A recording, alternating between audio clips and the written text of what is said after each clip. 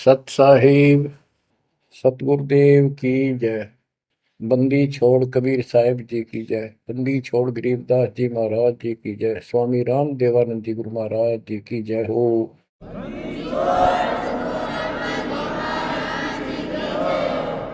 सर्व संतों की जय, सर्व भक्तों की जय, धर्मी पुरुषों की जय। श्री काशी धाम की जय, श्री सुडानी धाम की जय, श्री क्रोथा धाम की जय, श्री बरवाड़ा धाम की जय।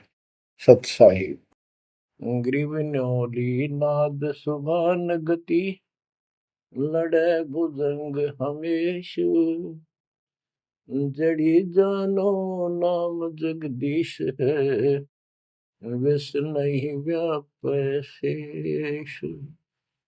संत गरीबदास जी महाराज परमात्मा से प्राप्त अध्यात्म ज्ञान को कितने सुंदर तरीके से प्रमाण के साथ पेश करते हैं कि परमेश्वर कबीर जी का जो नाम है ये ऐसा जबरदस्त है।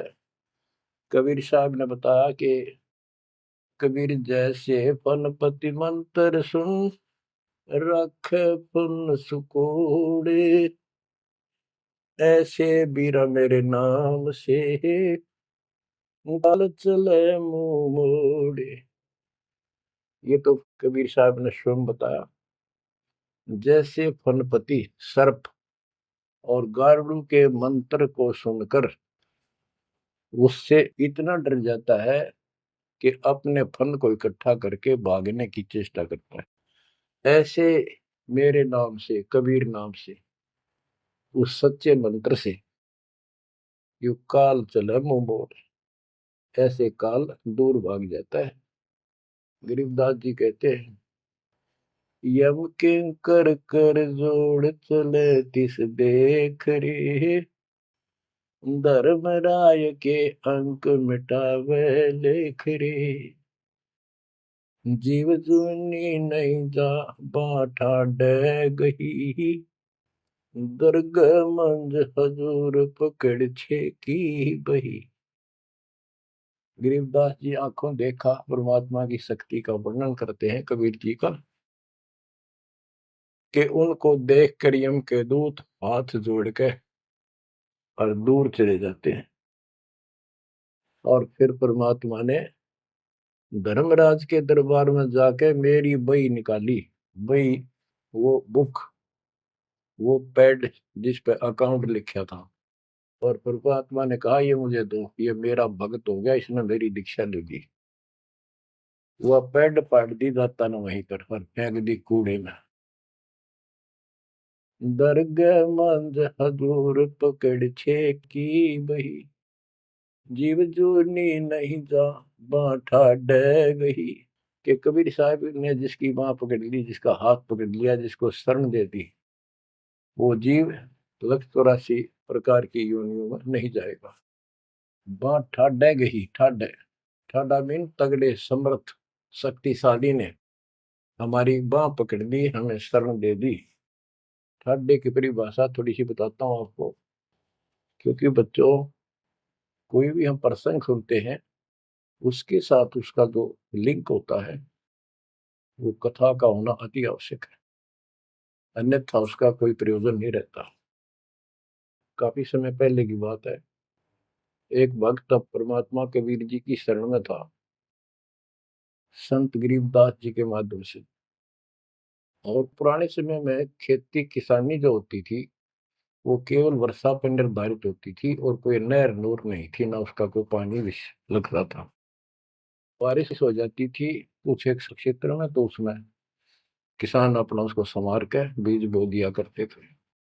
जमीन ज्यादा हुआ करती थी उस समय। उस भगत की बहन के क्षेत्र में वर्षा होगी, वहां से मैसेज आया कि हमारे यहाँ बारिश हो गई है और सभी खेत एकदम बाने योग्य हो गए, बोने योग्य हो गए, हेल्प के लिए आओ। वो अपने बैल, अपना हल लेकर चला गया, उसको दूसरे खेत में भेज दिया। स्वयं उसका जो जीजा था, बहन का बटेऊ पति, वो अपने बैल लेकर दूसरे खेत में चला गया। जिस खेत में वो भक्त गया, दिन में हल चलाया, दोपहर के समय कुछ समय रेस्ट देते हैं बैलों को, पेड़ के नीचे चला गया। फिर वहां देखा आसपास एक तालाब थी, छोटी सी तलैया जोड़ी, उसमें कुछ पेड़ पेड़ थे, पानी था। बैलों को पानी पिलाने चला गया तो वहां एक मंडी बनी हुई थी, यादगार सी, छोटी सी चबूतरा सा बना के। उस पे एक बेली गुड़की रखी थी। बेली पहले 5 किलो का कट्ठा ही बना करते, वो विशेषकर चढ़ाने के लिए होता था, भेंट। अपने देवी देवताओं को किसान चढ़ाते थे, बोल देते थे पहली फसल का पहला वो 5 किलो ऐसे पीर का चढ़ाऊं। वो पीर की मंडी थी। तो वो जो एक का डला सा था मोटा, 5 किलो का, 5 शेर का, उसको उठा लाया वो भक्त। कुछ आप खाया, कुछ बैलों को खिला दिया, अपना काम करके शाम में घर पे आ गया, सो गया।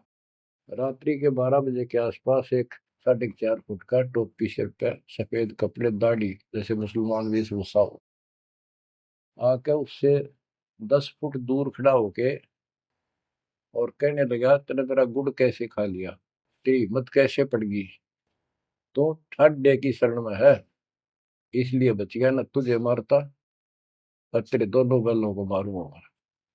मेरी पार नहीं बसाई, और कति लाल आंख कर रखी और बहुत गुस्से में था। यूं कह के वो चला गया। भगत को भी फिर थोड़ा सा एहसास हुआ, यूं के भला थी। बाकी इतना तो विश्वास था कि समर्थ की शरण में हो, इस तरह के कुतरुओं का कोई बहुत नहीं। फिर भी मन में था, भी कहते ये बात हुई तो हुई क्यों, ऐसा के कारण हो गया। उसने अपनी बहन से पूछा कि बहन, ऐसे ऐसे उस मंडी पे गुड़ चढ़ा रखा था आपके खेत में, किसकी बना रखी है वो आपके खेत के बराबर में, जोड़ी पे, तालाब पे। तो उसकी बहन बोली, के बात हुई भाई, क्योंकि एक बेली चढ़ा रखी थी, किसी ने गुड़ की रखी थी, मैं उठा लिया। बोला, कुत्ते खाओ उसने, मन बहला थी, खिला दी, कुछ आप खा ली। उसकी बहन बोली, रे के क्यों जुल्म कर दिया तेने, को उठा लिया तू वहां से। रोड लागी नो सुनते ही। भाई बोला, मेरी तो सुन ले सारी। वो एक इतने 4.5 फुट का, 4 फुट का आदमी होगा, और सफेद कपड़े पहन रखे, ऊपर टोपी, मुसलमान टाइप सा था, और मेरे से 10 फुट दूर खड़ा होगा, रात को आया। और इन्होंने बोला, तेरी हिम्मत कैसे पड़ गई, मेरा गुड़ उठा लिया, तने खा कैसे लिया। मैं बोला, नहीं वो आप पे बोलेगा। ने बोला, तू ठाड्डे की शरण में है, न तुझे मारू और तेरे दोनों का लाल मारू। ला ला के रखी थी, और नो कहकर चला गया वापस। वह भेड़ और फूट फूट कर रोने लगी। बोला, रे तो मेरा काला मुंह कराओ, के जवाब दो, माने न्यू शहरों से तने के वो है गुड़ पाया खाने को, हमारे आप सारे गुड़ की कमी है यहाँ पर। बहुत बुरी तरह लगी रो, भाई बचा कुकर मेरा भाई, अपने पति ने भी लड़न लागी, तने क्यों भेजा ही उस साइड में, तो इन्होंने क्यों ना भेजा, तने बताना चाहिए था इसको पहले। वो भाई बोला, तेरी अब भी अकल पर पर्दा पड़ रहा, उतरा शेर हाथ जोड़ के गया। अरे नो क्या, तू ठाडेगी शरण में, जा तो बच गया, न मारी न दो मैंने तो रोए जाओ पाछे थे। अरे मैं जिंदा जी रोने लग रही तो, पागल कहेंगी, इतनी भी अकल पे पर्दा पड़ गया तुम्हारे, मैं किसकी सुनूं पता है। मैं ये रिक्वेस्ट करूं थारे ते, तुम भी आ जाओ, ना भूतड़ा दिन डर डर मर जाओगे। तो बच्चों, यम किं कर कर जोड़ चले तिस देख रे। बच्चों, आत्मा फूट फूट गाती है, चारों युग में संत पुकारे, कूक क्या हम हेल रे, हीरे माणिक मोती बरसैया जग टूटा ढेर रे। ये डरे तो बड़ी आदत पड़ गई है। यम किं कर कर जोड़ चले तिस देख रे, धर्म राय की बंद मिटावे लेख रे। जीव जूनी नहीं जावा ठाडे गही, ठाडे में दर्ग मंद हजूर पकड़ छे की वही। सुन मंडल सतलोक अगमपुर धाम है, धन बंदी छोड़ कबीर तुम्हारा नाम है। बच्चों, इस परम पिता के प्रेम में ऐसे गजब के ज्ञान, ऐसे समर्थ की शरण, आत्मा भावुक हो जाती है, रोका नहीं जाता। सो शुक्र मनाते हैं अपने गुरुदेव का, हे बंदी छोड़, हे परम पिता कैसे शरण दिया आपने, कैसा सुंदर राह बता दिया। नहीं अन्य बिरान माटी राखो या भूतड़े, अरे न पूजे भी जाओ और दुर्गति भी जो कि न रहनी थी। और गीता कहती है भूत पूजोगे भूत पढ़ोगे। परमात्मा की सूक्ष्म वेद की वाणी कहती है भूत में सो भूत है, देव में सो देव, राम में सो राम है, सुन सकल सुरदेव। अब प्रश्न चल रहा है, कबीर जैसे फन पति मंत्र सुन, रख फन सकोड़े, ऐसे बीरा मेरे नाम से काल चल मोड़े। पारक के अंक की अमर ग्रंथ की प्रथम वाणी है, ग्रीव न्योल नाद सुभान गति, लड़े भुजंग हमेश, जड़ी जानो नाम जगदीश है, विष नहीं व्यापै शेष। जैसे एक नेवला होता है, सारा 9 इंच का प्राणी, और वो 10 फुट के सांप को, सर्प को, भुजंग को मार देता है। कैसे मार देता, उसके पास एक ट्रिक है। उसके पास एक जड़ी होती है, एक नागदमन जड़ी होती है जंगल में, उसको सूंघता है, उसमें स्मेल आती है। वो सर्प को उस समय छेड़ता है जो वो जड़ी के आसपास होता है, वो झाड़ बोझड़ों के अंदर होती है। वो सर्प को छेड़ता है, सर्प ऐसे फन उठा लेता है, और वो जाके एकदम वहां जड़ी श्वास में भर लेता स्मेल, और आके उस सर्प के सामने सो के थोड़ी सी दूरी से छोड़ देता है। जिस दर से हवा चल रही हो, सर्प की तरफ जा रही हो, उस साइड में हो जाता हो। सर्प को उससे चक्कर आने शुरू हो जाते उस स्मेल से, उसका जी घबराता है और वो भागने की चेष्टा करता है। नेवला फिर उसके गर्दन पे बैठ जाता है, मुंडी पे पीछे के, और वहां मुंह के ऊपर फिर वो स्मेल छोड़ता ही रहता है। उसको अचेत करके फिर पकड़ कर उसको मार डालता है, काट देता है। तो बच्चों, गरीबदास जी ने बताया कि कबीर परमेश्वर का यो सच्चा नाम सतनाम और सार नाम। सार नाम है, ये है मेन चीज। सतनाम भी बहुत शक्ति हो जाती है इन दोनों के मेल से। जैसे दो जड़ियों को मिला दिया जाए, उसका कुछ अलग से स्ट्रॉन्ग दवाई बन जाती है, मेडिसिन। और तीसरी मालिक मिला, मालिक का जो सार नाम है, वो तो कहना ही क्या है। तो हमारा जो मोक्ष जो होगा इन सभी मंत्रों के जाप से होगा। ये हमारी साधना है, पूजा हमारी सार नाम है। बच्चों, जैसे एक छोटा सा सर्प उस जड़ी की ताकत से, स्मेल की ताकत से जो श्वास में भर के लाता है, इतने तगड़े लंबे सर्प को कंडम कर देता है। ऐसे ही परमात्मा के इस नाम के सिमरन श्वास के द्वारा करने से, तो ये बताया कि ग्रीव न्योल नाद सुभान गति, लड़े भुजंग हमेश, और जड़ी जानो नाम जगदीश है। जगदीश सारी सृष्टि के मालिक का जो असली नाम है, वो जड़ी है, वो नागदम जड़ी है। अब जैसे सतनाम भी बहुत ताकत रखता है, ये हमारी साधना है। जैसे प्रथम मंत्र सतनाम, ये साधना है। सार नाम हमारी पूजा है। पूजा और साधना में अंतर होता है। कबीर साहब हमारा पूज्य है। साधना वो होती है, जैसे हमने जल की आवश्यकता है तो हैंडपंप लगाते हैं। हैंडपंप के लिए बोकी और पाइप, बोकी मारते रहते हैं, मिट्टी बार डालते रहते हैं। सतनाम की बोकी श्वास उश्वास से मारकर जब वो पानी के लेवल पर पहुंच जाती है, वो बोर, तब उसमें पाइप लोअर करके फिर उसके ऊपर एक मशीन बांधी जाती है, वो सार नाम है। और मशीन से फिर उसको चलाया जाता है। वो हमारा पूज्य इष्ट है, वो सार शब्द है। जो हमें चाहिए था ऐसे मिलेगा वो सुख परमपिता परमात्मा के सच्चे दरबार का। तो गरीबदास जी कहते हैं वो मंत्र, वो जो सार नाम है, वो जड़ी जानो नाम जगदीश है, परमात्मा जगदीश कबीर साहब का सार नाम। वो नाग दमन जड़ी बूटी है, वो काल दमन। और विष्णु व्यापक शेष, छोटे से सांप की बात छोड़ो, शेष नाग जो सबसे बड़ा ताकतवर 1000 फुट का बंदर है, यानी काल 1000 भुजा का ताकतवर है, ये भी निकट नहीं आ सकता। बच्चों, किस्मत सराहा करो अपने, 100 गुण गाया करो। गरीबदास जी कहते हैं, गरीब साधों से ते मस्करी, ये चोरों नाल खुशाद, मल अखाड़ा जीतेंगे ये युगन युगन के माल।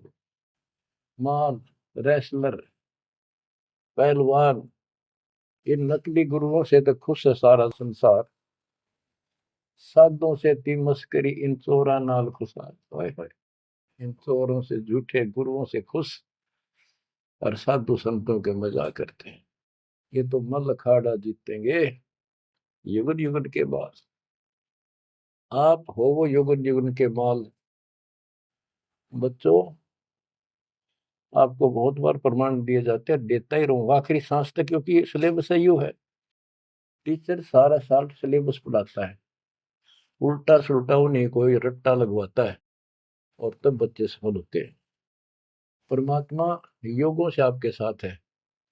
सतयुग में राजा अम्बरीश एक बहुत बड़े धार्मिक राजा हुए हैं, और खूब यज्ञ किया करते थे, भंडारे करते थे, ब्राह्मणों को खूब धन दान करते थे, लागड़ गऊ बांटा करते थे, 1000 लागड़ गऊ बांट देते। लागड़ माने बच्चे वाली, ब्याई हुई, दूध वाली। भोजन भंडारे करवाते थे, दक्षिणा देते थे। जैसा भी लोक वेद सुना था, गुरु जी ने बताया था, ऋषियों ने, वो सारा कुछ करते थे। परमात्मा वहां भी साथ रहते हैं, उनकी इज्जत रखते हैं भक्ति की, और बीच बीच में उनको समझाने की चेष्टा की, कोई ऋषि रूप बनाकर अम्बरीश जी को सच्चा मार्ग बताया, खूब ध्यान से सुना और नाम लिया। लेकिन वो ऋषि वहां सैकड़ों और मालिक एक। आखिर में राजा अम्बरीश भी हाथ खड़े कर गया, मालिक की साधना छड़ दी, और वो ऋषियों वाली वो शुरुआत कर। इतने अच्छे भगत विष्णु जी के बने हुए थे। बच्चों, अब हंसी भी आती है, दुख भी होता है। गरीब वेद पढ़े पर भेद न जाने, वाचे पुराने ठारा, और पत्थर की पूजा करे, भूल गए सृजनहारा। वेद पढ़ा करते ऋषि उस समय, केवल वेद। पुराण तो इनकी अपनी रचना है, फिर वो सा लिखते चले गए, और सारा वेद के विरुद्ध साधना करते करते और कराते थे। विष्णु जी की पूजा करे, और गीता क्या कहती है, तो चारों वेदों का सारांश है। विष्णु 3 गुणों में से एक सतगुण है। इन तीनों गुणों की भक्ति तक गुण में माया के द्वारा जिसका ज्ञान हरा जा चुका है, यानी इसी तक सीमित है, जो राक्षस स्वभाव को धारण किए हुए मनुष्यों में नीच दूषित कर्म करने वाले मूर्ख, ये मेरी भक्ति ना करते। तो अम्बरीश वही साधना करता था, लेकिन पिछले संस्कार किसी, जैसे भी चल रहा भक्ति युग बच्चों, आप इन बातों को बार बार सुनोगे तो आपके दिल में समा जाएगी अकाड़ी सच्चाई ये है। अब ये भक्ति काल शुरू हो गया, मोक्ष काल समझो। इसमें हजारों वर्षों तक चलेगा, अरबों भगत बच्चे बेटा बेटी पार होंगे, जो चलेगा जो भी लाखों वर्ष और भी चलेगा। लेकिन वो साधना करते रहेंगे, लेकिन उनका विश्वास इतना नहीं बनेगा, वो फिर यही रह जाएंगे काल के जाल में। उन्हीं में से फिर, क्योंकि उनकी भक्ति जबरदस्त है, शास्त्र अनुकूल है, अगले सतयुग में उन्हीं पुण्यात्माओं को काल जन्म देगा। उनको पहले ऊपर के लोकों में रखेगा, ऊपर के लोकों में, स्वर्ग में देवता हजारों लाखों वर्ष वहां रहेंगे। यानी एक कोल्लू के साथ चक्कर है, चैन है, चैन। उस चैन पर जैसे डाल देते हैं, ब्रह्मलोक में गए, फिर चक्कर काटते काटते विष्णु लोक, शिव लोक, सारे अपने कर्म फोड़ के भोग के खत्म करके, फिर भी उनके पुण्य इतने बच जाते हैं कि सतयुग में जन्म देते हैं उनको। और सतयुग में भी अच्छे पुण्यकर्मी फिर राजा बनते हैं। और वह भक्ति, ये वाली भक्ति कसक और वो शेष बची ताकत फिर भी साथ रहती है। और इस कारण से भगवान भी उनके साथ रहना पड़ता है। जो बच्चा गऊ की नजर में, यूं साईं को संत, भक्तों के पीछे फिरे भक्त वत्सल भगवंत। कबीर जो जन मेरी शरण है, ताका हूं मैं दास, गेल गेल ला गया करो जब लग धरती आकाश। तो अपने इस विधान अनुसार अम्बरीश से मिले। ठीक है, एक बार तो यह बात इतनी गजब की है, सारी ठीक ठीक लगती है, लेकिन माहौल खराब होता है। ये ज्ञान बताने वाला एक होता है, दूसरा समर्थक नहीं होता। उस दिन में वो भूल जाते हैं और इसी लोग बहका देते हैं, कहाँ सी बातें करते हो, वेदों में ऐसा कहीं नहीं है, वेदों में ऐसा नहीं है। अब दास तो कहना चाहता है, फिर अगले जन्म उस भक्ति से वो अम्बरीश राजा स्वर्ग गया, स्वर्ग में अपने पुण्य भोगे। फिर त्रेता युग में फिर राजा जनक के रूप में वह आत्मा ने जन्म लिया। वहां भी खूब भक्ति करी, विष्णु के कट्टर पुजारी। वही भावना वही भाव फिर भरा हुआ था, परमात्मा फिर भी मिले उनको। लेकिन राजा और सिद्धियां इतने ठाठ बाट और बकाने वाले वो गुरु निरे ऋषि हमारी ऐसी घिस काट रखी काल में, हम ऐसे मूर्ख बना रखे, थोड़ा सा भी सुख हो जाए, कोई प्रभुता कोई पद प्राप्त हो जाए, हम खुद भगवान बन जाते हैं। लेकिन पिछली धार्मिकता के अनुसार हम कुछ धार्मिक भी बने रहते, लेकिन रहते वही के वही। और अम्बरीश राजा इतने अच्छे भगत थे, पिछली सिद्धि शक्ति मालिक की वो भक्ति की सही थी। एक बार दुर्वासा ऋषि ने उनके ऊपर सुदर्शन चक्कर छोड़ दिया। दुर्वासा कहता था कि तू ये साधना छोड़ दे, मैं बताऊं वाह कर। अम्बरीश ने हाथ भर ली पर छोड़ी नहीं। अगली बार गया, उसने गुस्सा हो गया कि तू मानना नहीं मेरी बात, तेरा सिर काट दूंगा, इतना गुस्सा। सुदर्शन चक्कर छोड़ दिया। सुदर्शन चक्कर राजा अम्बरीश के पैर छू के और दुर्वासा ने मारने खातिर वापस चाल पड़ा। दुर्वासा भागता फिरा तीन लोक में, कितने उसने गुफा नहीं मिली जरा बच जा, कुछ संरक्षक नहीं पाया। परमात्मा कबीर जी ने विष्णु रूप बनाया, एक सवाल आ दी, एक मिनट में के कर दी कर दिया बोलो में। दुर्वासा ने देखा भगवान विष्णु बैठे, वहीं पहुंच गया और कंप पे डांक ठोक रखी, मन बचा लो भगवान, बचाओ मुझे, सुदर्शन चक्र मुझे मारेगा। परमात्मा बोले क्या गुस्ताखी कर दी, क्यों मार रहा है तेरे को। फिर वह सारी कहानी बता दी। भगवान बोले कि भक्ति के भाव से चलो, ये ताकत से नहीं चलता ये मार्ग। अपना ज्ञान दो, कोई मानने ठीक है, ना मानो मत ना मानो, मुझे बचाओ भगवान मुझे बचाओ। उसमें सुदर्शन चक्कर रुक गया, खड़ा हो गया दूर, भगवान की शक्ति से डर के देख के। तो दुर्वासा को विश्वास हो गया कि यहाँ बचाओ हो सकता है, माफ करो मुझे माफ करो। परमात्मा बोले अम्बरीश के पैर पकड़े, वो बचाओगा तुम्हें इससे, मैं नहीं बचाऊंगा।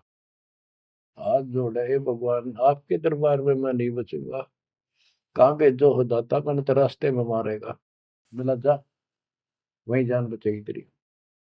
अम्बरीश के चरणों में गिरा वो, जिसने 56 करोड़ यादव मार दिए थे एक वचन पे। तो कहते हैं अपनी देसी कहावत हमारे यहाँ, शेर न सोआ शेर, जरूर टकराया कर, इन्हीं बकवाद करनी है।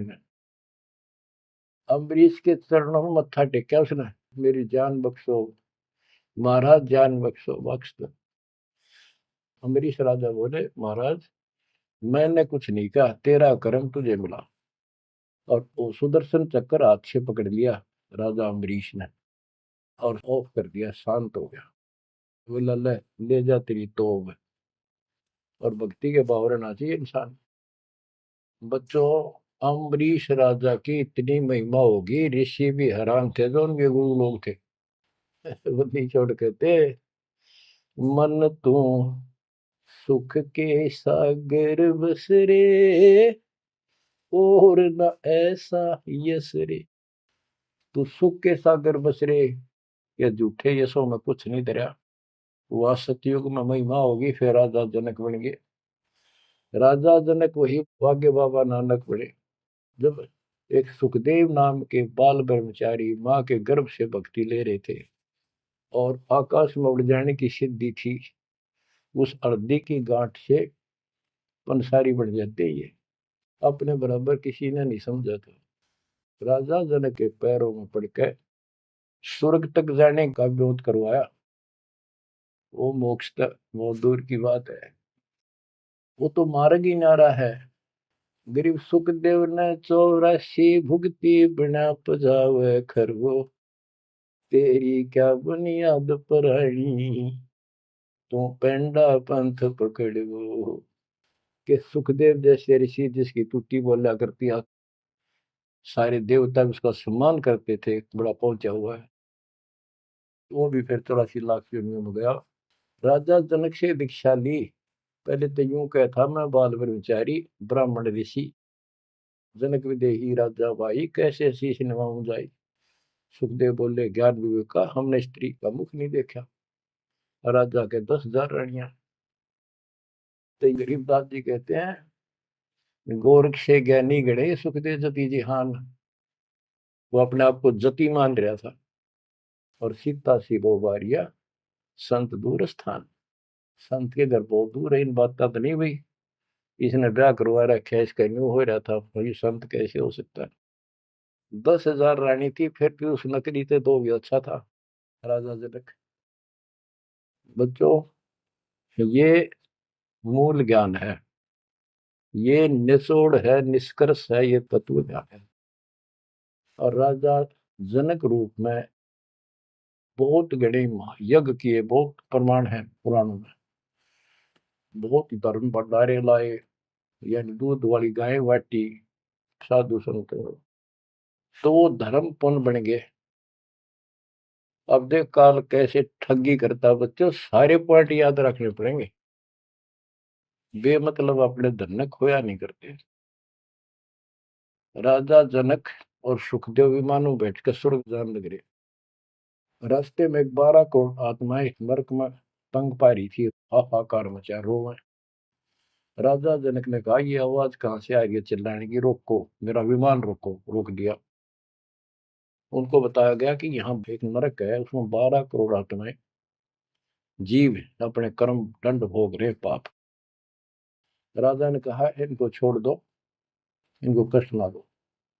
तो वहां जो उनके साथ गए थे देवदूत, यमदूत, वो कहने लगे, जी यहाँ आपका हुक्म नहीं चलता, यहाँ का राजा धर्मराज है, उसके आदेश से सब कुछ होता है। बोला, या तो मुझे इस नरक में डाल दो, मुझे भी यहीं छोड़ दो, ना इनको निकालो। धर्मराज तक बात गई। धर्मराज जी वहां आए, बात सुनी। धर्मराज बोले, राजन, अपने अपने कर्मा का फल सब न भोगना पड़ता है, ऐसे नहीं कुछ हो सकता। तो राजा आकड़ गया।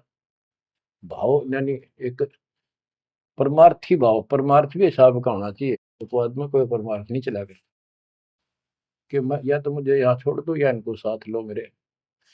तब धर्मराय ने एक विकल्प निकाला कि आप अपने पुण्य दे दो इनको, आधे या जितने चाहते हो, उतने समय तक इनको आपके साथ वहां स्वर्ग में भेज देंगे। राजा ने 50% पुण्य दान कर दिए। सबको बिठा के 12 करोड़ आत्माओं को विमान में बिठा के और स्वर्ग ले गए। बच्चों, सुखदेव ने गलती करी नहीं, वो तो आज तक स्वर्ग में है। और वो राजा जनक ने आधे पुण्य खत्म कर दिए, बाकी के पुण्य में पिल्ला झाड़ के खा के खर्च के खो खंडा के बाबा नानक रूप में जन्मे। पहले राजा थे 2 जन्मों में, दुनिया भर के नौकर होते थे, और फिर हैंड टू माउथ हो गए, खुद नौकर लगे नवाब के मोदी खाने में, गोदाम में। अब बच्चों, अब हमने सावधानी न्यों भी बरतनी है, अपने नाम ने अपने भक्ति ने नष्ट नहीं करा, किसी के ऊपर भावुक हो गया। एक बताओ था कि मैंने अपने भाई दुखी हो रहा था, उसको अपने पुण्य दे दिए, भक्ति दे दी, वो तो ठीक हो गया, मेरी डूबती हो रही है, बुरा हाल हो रहा ना, वो दिक्कत होगी, बीमारी होगी, आगे तागे दुख होने लग के। तो ये बकवाद नहीं चले, मर्यादा जो बनाई है उसको संभालो। तो कहने का भाव ये है कि आपको इस पॉइंट पे लाना चाहता हूं। अब राजा जनक राजा थे, राजा अम्बरीश राजा थे वो बाबा नानक बने, खुद नौकर लगे राजा के। अब यहाँ आकर हमारी बात टिकती है कि साधों से तीमस करिए चोरा नाल खुशाल, मल अखाड़ा जीतेंगे ये युग युग के बाद। यानी भक्ति की चाह, भगवान की चाह उनके में तब भी थी, पर एक्सरसाइज गलत थी। अब परमात्मा फिर मिले उनको आकर के। अब वो भौतिक धन में निर्धन थे, पर अध्यात्म धन के भरे पड़े थे। पिछले पुल गजब के थे भक्ति वाले। एक तो धर्म कर्म किए होते हैं वो, और एक होते भक्ति की शक्ति। वह न्यो की नो डटी थी उसकी, वो पुण्य खत्म कर दिए थे उसने। तो वो भक्ति उस कारण से परमात्मा फिर आकर मिले। अब वो हैंड टू माउथ था, सुन ली। राजा होता तो तब भी ना सुनता। तो बच्चों, आज आप से कितने निर्धन हो और कितने धनवान हो, आप उस मालिक के सच्चे बच्चे हो। पिछले जन्म जन्मांतर से आप भक्ति करते हुए आ रहे हो। अब परमात्मा ने अपना वो धन देखना है। कबीर सब जग निर्धना धनवंता नहीं कोई, धनवान वा को जानियो जहाँ पर राम नाम धन वही है। आपके पास वो राम नाम का धन भरा पड़ा है। और जैसे सुकुच मीन मिलता नहीं भाई, स्वाति सीप सब अड़ ही जाई। सुकुच मीन सतगुरु हो आया जिन परमात्मा का भेद बता। जैसे सीप और मोती का उदाहरण दिया जाता है कि स्वाति भी मिल गई सीप को, ऊपर की बूंद, मोती भी बन गया। लेकिन एक सुकुच मीन जब उसमें टक्कर ना मारे, उसने खुल नहीं, तो मोती माए गड़ गया और वह सीप भी मर गया। तो बच्चों, ये भक्ति धन थारा इब कभी नहीं गड़ मर जाता, सतगुरु ना मिलता था। तो अब आपका वो मोती सुरक्षित है। अब कहते हैं सुकुच मीन सतगुरु हो आया जिन परमात्मा का भेद बता। तो बच्चों, फिर बाबा नानक को मालिक ऊपर लेकर गए और उनको वो सच्चा राह बताया। उसके बाद उनकी जिंदगी बदल गई। यानी पहले वकील हो रहे थे काल के, सुने नहीं थे। अब जो बाबा नानक जी हिंदू धर्म में जन्मे थे, खत्री गोत्र था, और भगवान विष्णु कृष्ण राम कुर्बान थे इनके ऊपर। गीता का पाठ ब्रजलाल पांडे से पढ़ा करते थे और गीता पढ़ते थे। दाता मिले तो खूब तर्क वितर्क किए। आखिर में बोले अखा वेखो तो मानो। तो परमात्मा ने आई विटनेस भी बनाने थे। बेई नदी सुल्तानपुर के साथ से बह रही है। सुल्तानपुर में बाबा नानक की बड़ी बहन ब्याह रखी थी। वह अपनी बहन के वहां रहते थे, नौकरी करते थे नवाब के। सुबह सुबह स्नान करने जाया करते थे उस नदी पे। वहां परमात्मा ने 2-3 मीटिंग करी। तीसरी बार जब आए, ने बोले आंखें देखो जो मानो। बात सारी समझ में आ गई।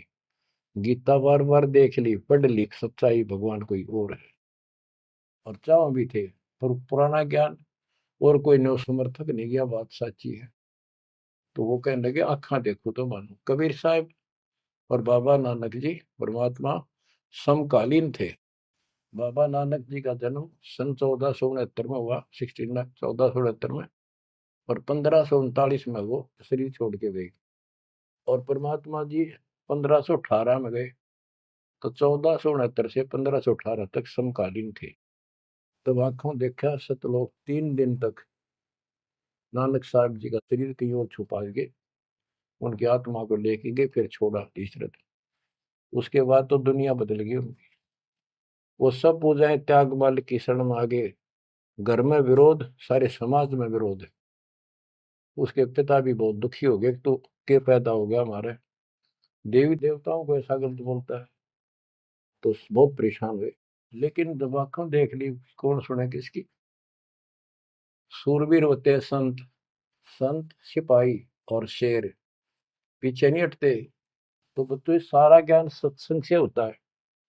परमात्मा का और उस प्यारी आत्मा का, आत्मा और परमात्मा नानक साहब का सत्संग हुआ। सत्संग से बात स्पष्ट हुई। अब पारक के अंक की वाणी सुनाता हूं कुछ। साधों से ती मस्करी ये चोरा नाल खुशाल, नल अखाड़ा जीतेंगे ये युगन युगन के माल। अब वो बाबा नानक युगन युगन के माल थे और वह जीते, डट के खड़े हो गए। फिर जब ज्ञान समझ में आ गया, सारा संसार मीराबाई थी युगन युगन की माल। सत्संग में जाना ना छूटे माँ, फिर जल के मरो संसार। तो बच्चों इस स्थिति में तुम नहाना पड़ेगा एक दिन, जब जाता राजी होगा। और ये ज्ञान खुद देता है भगवान, और वो आत्मा जो इसको सुनकर कुर्बान हो जाती है, वो महान आत्मा होती है। गरीब अंश गवन करते नहीं, मान सरोवर छाड़, कौवे उड़ उड़ जात हैं खाते मसाहाड़। हंस और कौवे और बुगले सब पक्षी कहलाते हैं। हंस उस मानसरोवर को नहीं छोड़ता जहां उसका आहार मोती होते हैं, और कौवे वहां टेके नहीं, क्योंकि उन्हें तो जगह जगह जाकर मांस खाना, हाड खाड़े हाडों का मांस चाटना, किसी पशु के जख्म में चोंच मारना, ये कौवे जैसी व्यक्ति के लोगों का स्वभाव होता है कि दुखी उनका अपना उल्लू सीधा हो, स्वार्थ सिद्ध हो, ताकि अगला कितना दुखी हो। ये कौवे जैसे जीव होते हैं। अब यहाँ बताते हैं, कबीर साहब कहते हैं, गरीब अंश गवन करते नहीं, मान सरोवर छाड़, कौवे उड़ उड़ जाते हैं खाते मांसाहाड़। गरीब मान सरोवर मुक्ति फल, मुक्ता हल के ढेरे, कौवा आसन न बंद जय भूमि दीन सुमेर। गरीब कौवा रूपी बेक है, ना प्रतीत यकीन, 68 का फल मेटे करे भये दीन बेदीन। गरीब हंस दशा तो साध है, सरोवर है सतसंग, मुक्ता हलवाणी चुगे फिर चढ़त नवेला रंग। अब स्पष्ट कर दिया कि ये सत्संग जो है ये मानसरोवर है, और भगत साध ये हमारे हंस हैं। अब कौवे बुगले तो मेंढक मछली अड़ंगा कुवाड़ बकवाद करते हैं, और हंस केवल मोती खाता है। इसी प्रकार निर्विकार जो भगत आत्मा बन गए, बेटा या बेटी, वो हंस जैसे हैं। वो केवल मालिक की वाणी, परमात्मा की भक्ति और धर्म कर्म रूपी मोती खाते हैं, और फिर ये मोती खा के, यानी सत्संग वचन सुन के, फिर चढ़त नवेला रंग, एक अजब गजब रंग रंग जाता है उसकी आत्मा में। आत्मा इतनी मजबूत हो जाती है जैसे बाबा नानक की होगी, जैसे मीराबाई की होगी, ऐसी आपकी भी होगी, इस सत्संग से होगी। बच्चों, ये सत्संग मिला ही नहीं था अपने को आज तक। या परमात्मा की कलम तोड़ कृपा आप पर देखो ना, कितना होने लग रही रहे उस बालक ने, उस परमात्मा ने कि ये वो वचन याद कर लो, सतगुरु जो चाहे सो कर ही 14 कोट दूत जब डरी। ये जो चाहे सो कर लो, ये प्रमाण देख यो कर दिया। ऊत भूत चमतरास निवार है, और चित्रगुप्त के कागज पाड़े। पुण्यात्माओं, धन्य आपके माता पिता जिनसे जन्मा, और धन्य आपकी किस्मत, धन्य आपकी पिछली करनी, और धन्य आपके इस समय को कि आपका जन्म किस समय में हुआ है। इस माल्य के प्रयत्न को, दास के इस प्रयत्न को हल्के में ना लेना। पुण्यात्माओं, उस दाता की अमर कथा आपके हृदय में भर रहा हूं, ये अमृत हार आपको करा रहा हूं। बच्चों, कुर्बान हो जाओ। समय पहचान दो, टाइम बार बार नहीं आता होगा आपका। ये संसारिक धंधे थे कर कर मर लिए, इनमें फिर भी पूरा ना पटता। इस मालिक की तरफ ध्यान ज्यादा दो, हर चीज में बरकत दिखा दूंगा, नारी नारी। परमात्मा आपको मोक्ष दे, आपको समय दे इस अनुभव रत्न, इस मानसरोवर बनाने का, आत्मा के मैल कटाने का सत्साई।